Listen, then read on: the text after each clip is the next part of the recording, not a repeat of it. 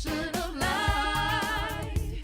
Get your daily balances. Kim Jacobs comes your way. We're here to open your eyes, making your day great and your life even better. Say, oh, daily balance. Get your daily balance. Daily balance. Get your daily balance with Kim. Hello, welcome to Daily Balance. Our topic today is a difficult one for most parents to even think about and an impossible one to comprehend. We're talking about finding strength to go on after the most devastating of losses, that of a child. How do you face each day? How do you make sense of life? How do you find balance through the pain? Later, you'll meet Yvonne Pointer, who has lost her daughter, and learn how she turned tragedy into a mission to build safer communities for other children. But my first guests are the parents of Hope Stout. The story of Hope's battle and her compassion and caring for others sparked an unprecedented outpouring of support. When given the opportunity to have almost any wish fulfilled by the Make-A-Wish Foundation, Hope's wish was that the other 155 wish kids in her state would be granted their wishes. Please welcome to Daily Balance, Stuart and Shelby Stout. I'm so glad to have you all. So glad. Thank you. I'm so glad that you all came on the show today. Oh, wow. Okay. I know this is so difficult. And I really want to thank you, first of all, for stopping here at Daily Balance, because I believe this story about hope, when I read it, it just touched my heart. My producer, Donna, was sharing it with me first. And then as I learned more and more about Hope, I fell in love with her as a person. And I just want the whole world to hear about Hope Stout. So start by telling us, thank you for coming.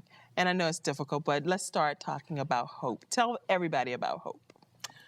Well, she was quite a kid. She was the third of our three girls. Okay. She was the only redhead.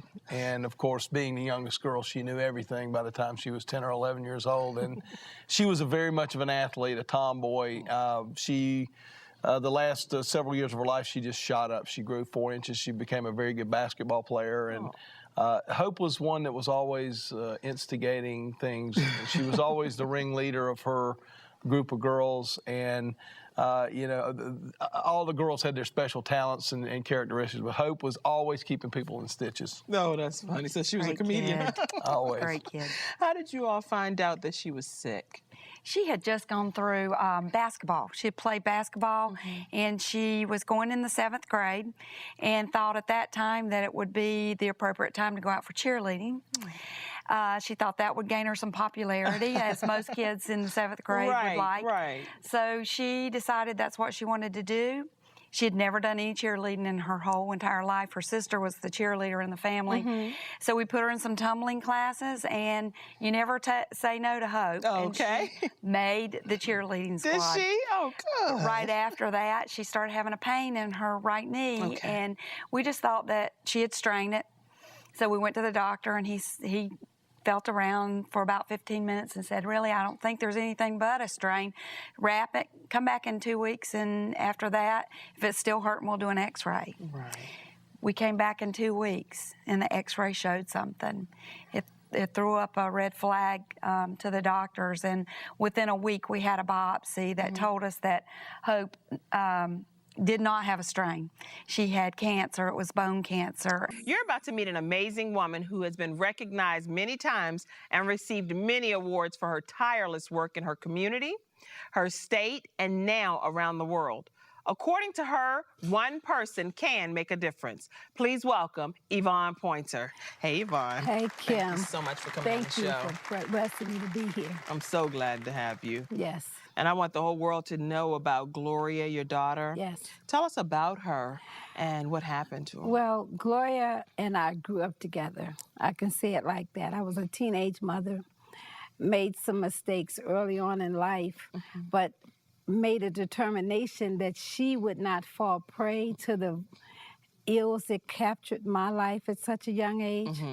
So I was very cautious about the things that she would do and places she would go. Right. So we grew up together. So on December 6, 1984, I think I received the parents' worst nightmare phone call that Gloria had not made it to school that day. And it was a particular day that she was going to receive a perfect attendance award.